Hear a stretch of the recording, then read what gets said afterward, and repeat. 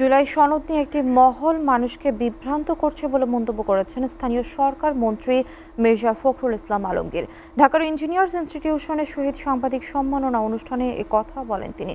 মির্জা ফখরুল বলেন, স্বাক্ষরিত জুলাই সনদে যেসব বিষয়ে সব রাজনৈতিক দল একমত হতে পারেনি, আগামীতে নির্বাচিত সরকার সে বিষয়ে সিদ্ধান্ত নেবে। তাই বিভ্রান্তি না ছড়িয়ে চলমান সংসদ অধিবেশনে আলোচনা করে সংবিধান সংশোধনে বিরোধী দলকে আহ্বান জানান তিনি।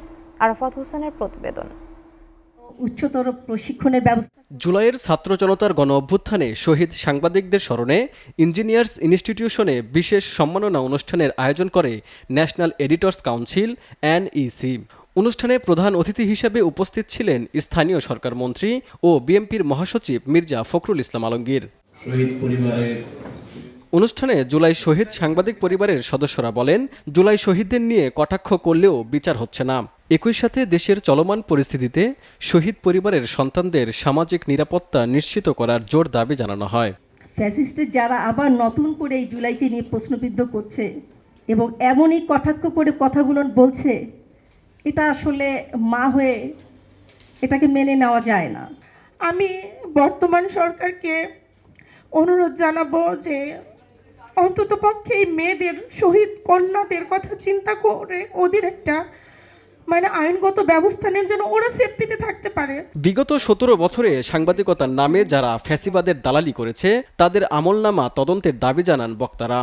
এক ঘৃণিত রাজনীতিবিদ যতই হুমকি দিক না কেন যে তিনি দেশে ফিরে আসবেন, আমরা প্রস্তুত আছি সেই ফ্যাসিস্টকে মোকাবেলা করবার জন্যে।